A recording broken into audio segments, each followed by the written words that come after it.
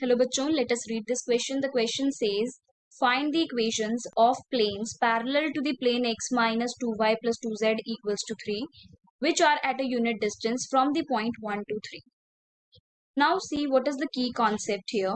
आपको पता होना चाहिए कि अगर आपको किसी प्लेन की इक्वेशन दी है, लेट सपोज द प्लेन की इक्वेशन है ax plus by plus cz equals to d1, और आपको एक प्लेन की इक्वेशन फाइंड आउट करनी है जो कि इस प्लेन के पैरेलल है, तो उसकी इक्वेशन क्या आ जाएगी आपके पास ax plus by plus cz equals to d2. ये उस p2 प्लेन की इक्वेशन होगी. अगर ये p1 की है तो ये p2 की होगी, और p1 जो है वो पैरेलल होगा p2 के. क्लियर. सो किसी भी पैरेलल प्लेन की इक्वेशन कैसे फाइंड आउट करेंगे? जो हमारे पास एक्स वाई जेड के कोफिशिएंट्स है वो चेंज नहीं होंगे, मतलब जो डायरेक्शन रेशियोज होते हैं नॉर्मल टू द प्लेन के वो चेंज नहीं होते, सिर्फ और सिर्फ कांस्टेंट टर्म आपकी चेंज होती है. क्लियर. सेकंड, आपको पता होना चाहिए कि अगर मुझे लेट सपोज अगेन मुझे एक प्लेन की इक्वेशन गिवन है a x plus b y plus c z equals to d, let suppose. Clear. ये आपको एक प्लेन की इक्वेशन गिवन है और आपको एक पॉइंट गिवन है, सपोज x1 y1 z1, ये एक पॉइंट गिवन है आपको.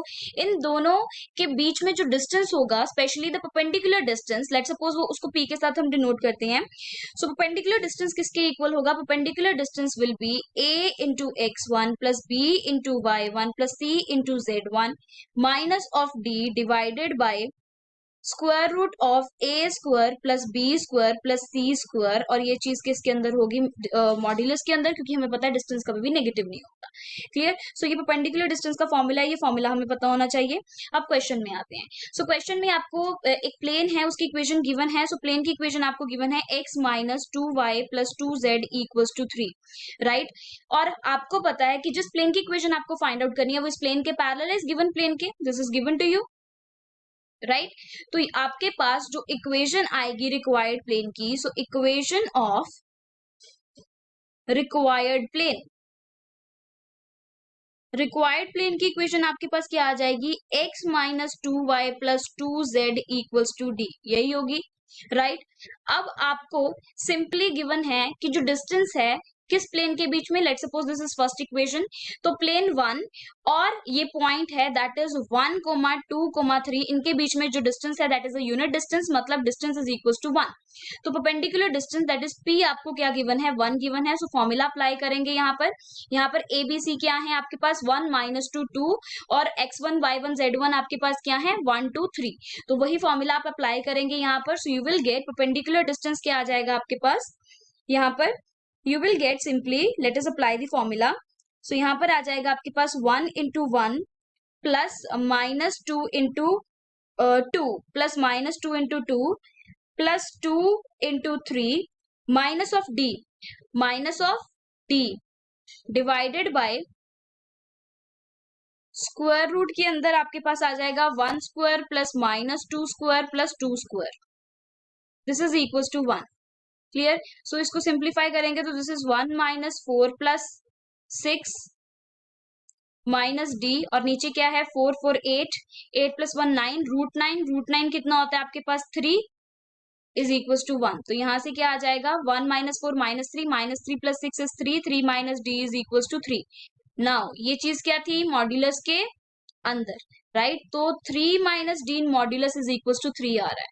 तो यहां से आप बोल सकते हैं कि 3 minus D plus minus is equal to 3. तो यहां से दो केसेस बनेंगे आपके पास. केस 1 क्या बनेगा? Case 1 will be 3 minus D is equal to 3, and case 2 will be minus of 3 minus D is equal to 3. तो यहां से d की वैल्यू क्या आ जाएगी? इस केस से d की वैल्यू कितनी आएगी? 0, और यहां से आपके पास d की वैल्यू कितनी आ जाएगी? Minus 3 plus D is equal to 3.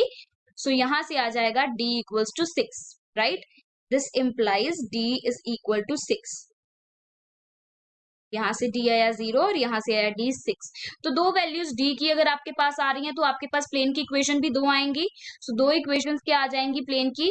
जब d आपके पास 0 होगा, when d is equal to 0, तो प्लेन की इक्वेशन आपके पास अलग होगी, and when d is equal to 6, तो प्लेन की इक्वेशन अलग होगी, राइट. तो क्या आ जाएंगी आपके पास equation? The equations will be x minus 2y plus 2z ये जो d is equals to 0 and d is equals to 6 इस इक्वेशन में पुट करेंगे, this first equation. So x minus 2y plus 2z is equals to 0 और यहाँ पर आ जाएगा x minus 2y plus z is plus 2z is equals to 6. So these are the two equations.